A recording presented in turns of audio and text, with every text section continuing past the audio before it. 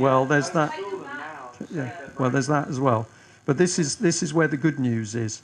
Don't know whether you know about this one, but this was painted in a London street, and of course there's been big complaints about it as being anti-Semitic. The interesting thing is that it's pretty accurate, isn't it? We've discussed money supply. So we don't need to actually ask too many questions about bankers, but is this correct, what's being shown? And of course the second talk we had was on the money supply and the monopoly board, and here it is. Yeah, but people are waking up, so it's obvious. Okay, now this was the latest UK column.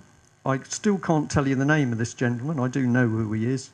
But this man stood up single-handedly to report what was going on in a school, Oxford and Cherwell Valley College. And he was reporting confirming horrific physical and sexual abuse of students. They were white, and the perpetrators were white. And what we've been told by students is this man lost his job. He was then victimised and bullied and harassed, and all sorts of things have gone on around him.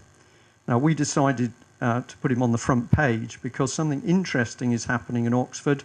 The police have been arresting a lot of men as paedophiles, Asians, and they are not touching any of the people that the students are naming around this school. So they're picking up the Asian paedophiles, but they're not touching the white paedophiles. And here we've got an Asian gentleman is the Good Samaritan because he stood up to defend the other children. And what happens? He gets victimised. Why? Because the government wants violence.